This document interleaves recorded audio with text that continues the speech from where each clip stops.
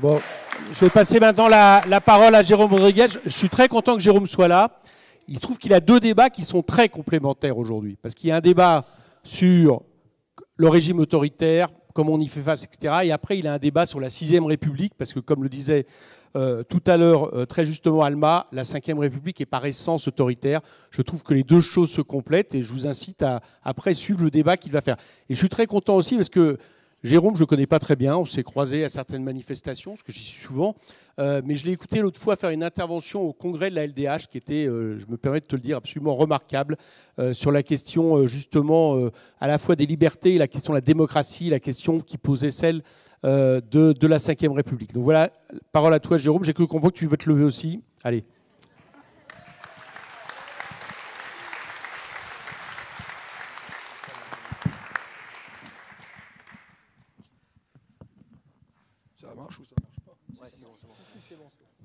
Alors bonjour à tous. Excusez-moi, j'ai un peu pas beaucoup de voix parce qu'on n'a pas beaucoup dormi à Biarritz. C'est très actif. Non, c'est surtout beaucoup discuter. C'est surtout discuter parce que bon, ça n'a rien à voir avec ce qu'on doit dire aujourd'hui, mais c'est très important. Les gens ont besoin de parler. Les gens ont besoin de s'exprimer. Les gens ont une boule de poil, une valda là, qu'ils ont du mal à cracher. Et à partir du moment où on les personnalise et qu'on leur donne la parole, ça leur fait du bien. Parce que cette minorité invisible, elle a besoin de se montrer aujourd'hui parce que c'est elle qui représente la France. Voilà, juste une aparté. C'est pour ça que j'ai plus de voix. Je vais commencer par mon histoire et puis après je finirai par une discussion que j'ai eue au téléphone avec Eric avant que je puisse valider le fait que je vienne ici. Bon, mon histoire, vous la connaissez. Voilà, moi j'ai 40 ans. Je l'ai dit sur plusieurs plateaux. On est cette génération à la fois sacrifiée, qui a subi crise sur crise, depuis que je suis gamin, la France va mal, on nous prend de plus en plus de sous, on a de moins en moins, l'école va mal, les hôpitaux vont mal, l'institution française va mal, tout le monde va mal. Ça fait 40 ans que je vis là-dedans. Génération sacrifiée. Puis on a la génération polluée. On s'est pris le bisphénol A dans les biberons, on s'est pris le phthalate dans les jouets qu'on jouait par terre sur des sols amiantés. On s'est pris Tchernobyl. Écoutez, Pro, il a fait le tour, mais apparemment, en tout cas, on s'est pris Tchernobyl. On est cette génération-là. Cette génération-là, on l'a bouffée, on l'a prise, et moi j'en veux plus pour mes enfants, j'en veux plus pour ma gamine, j'en veux plus pour vos enfants, parce que ça suffit, on n'en peut plus. Donc j'ai décidé de me lever, j'étais sur mon canapé, et moi je faisais comme tout le monde, ma télé, mon canapé, je m'en fous de mon voisin. Mais quand je voyais la télé, je disais putain c'est pas possible, c'est pas normal. Et je me disais mais je suis tout seul. Et puis le 17 novembre, il arrive. Bon, manque de bol, les gilets jaunes m'ont emmerdé, m'ont bloqué sur la route, j'ai pas pu participer à la première manif. Bon, mais il arrive ce jour-là, et de se dire dans sa tête, je suis pas seul, il y a d'autres personnes comme nous. Et c'est le peuple qui s'est levé, c'est le citoyen. C'est pas un gilet jaune qui s'est levé. Le gilet jaune, c'est une métaphore, c'est pas une idéologie. La métaphore de la personne en détresse, la personne qui a besoin d'être visible, la personne qui est en panne. C'est ça le gilet jaune.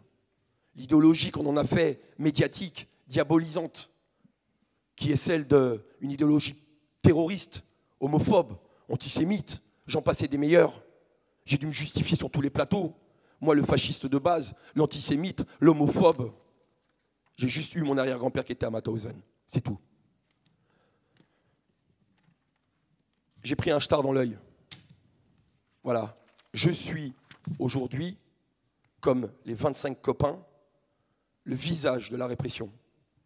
Le visage ensanglanté de la répression. Moi, la répression, je la vis tous les matins quand je me regarde dans le miroir. Ma mère l'a subie quand elle me regarde. Ma femme l'a subie quand elle le regarde.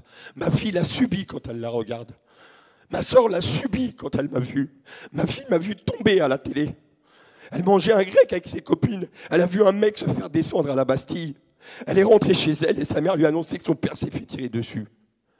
Ma fille a cru que j'allais mourir. C'est ça le visage de la répression. Et puis après, ça n'a pas suffi. Parce que Jérôme, c'est le plus gros dealer de France. Ouais, parce que Jérôme, il a été jeune. Ouais, Jérôme, il a fumé du shit. Ouais, il s'est fait péter par les flics.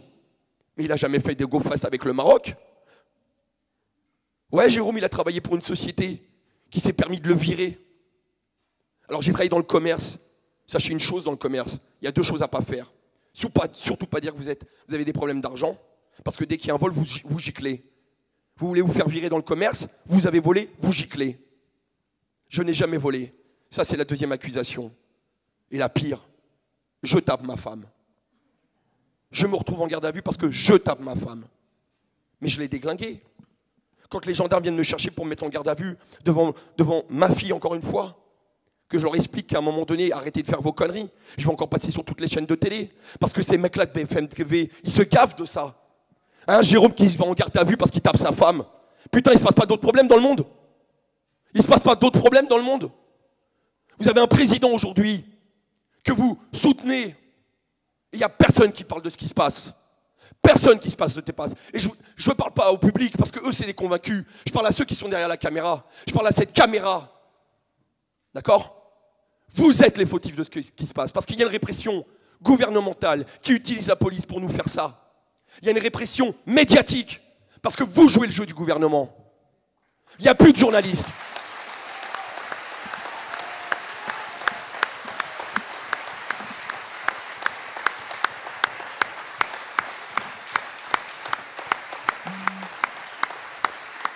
Moi, je suis de nationalité française. Je suis binational. D'accord ? Putain, je suis désolé.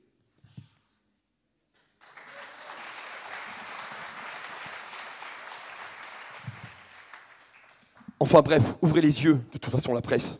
Parce que c'est bientôt votre tour.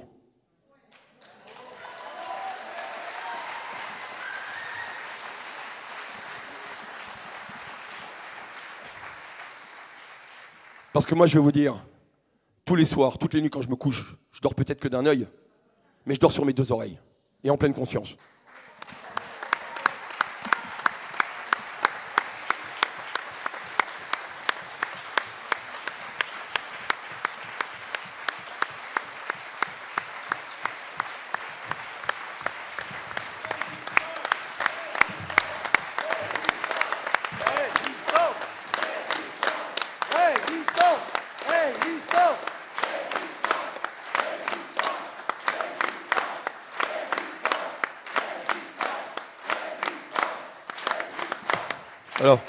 Alors, merci, c'est super sympa en tous les cas. On a 6 minutes pour parler. Je finirai sur le fait qu'aujourd'hui, rendez-vous compte que sur un plateau télé, vous n'avez pas de journaliste. Vous avez un espèce de guignol au milieu qui fait les passe-plats pour des simili-consultants experts en flicaillerie, experts en politologie, mes couilles, ou que le mec il a jamais mis la pied dans la rue, il sait pas de quoi il parle, et qui se permettent de donner leur avis. D'accord ?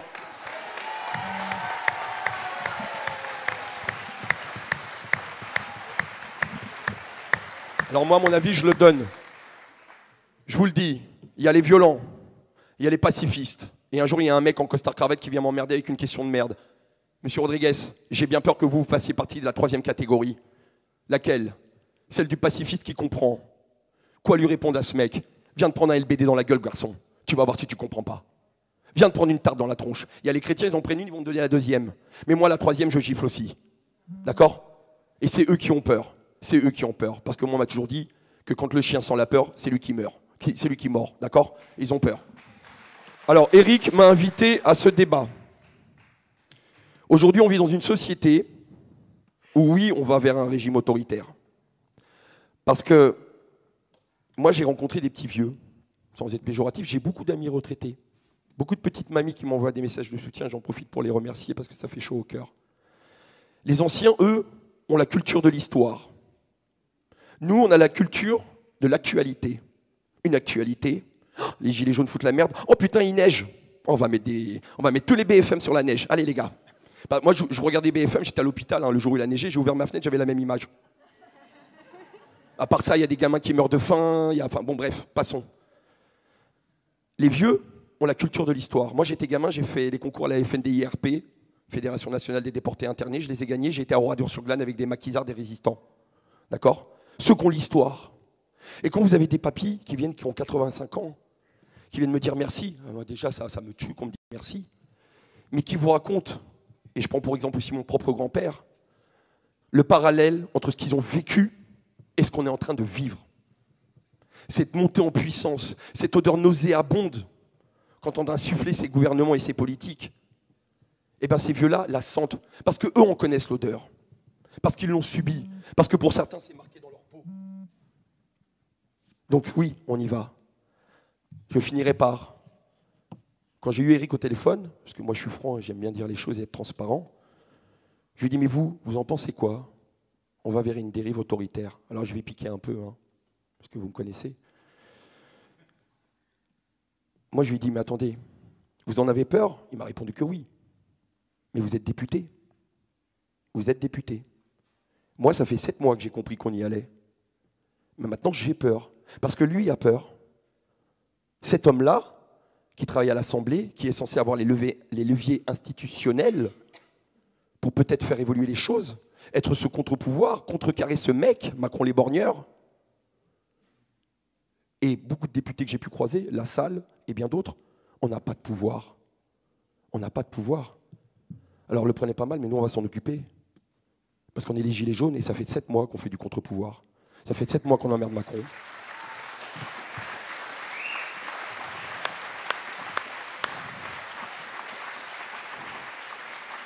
Je rejoins ma collègue, et sur ce que tu as dit sur la Ve République, j'apprends, hein, et je viens d'apprendre. Ouais, je suis d'accord avec toi. Passons à autre chose. Donc, merci en tout cas de m'avoir écouté. Et juste une chose, on ne porte pas le même maillot, mais on transpire tous pour la même chose.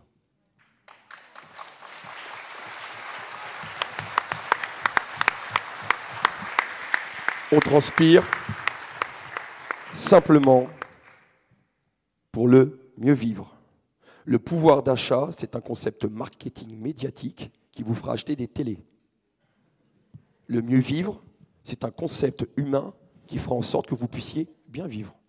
C'est là la différence. Merci. Merci Jérôme.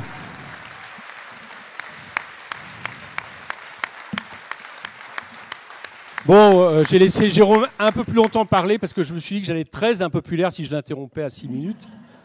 C'est mon gros problème dans les assemblées, ils ont du mal avec ça. Mais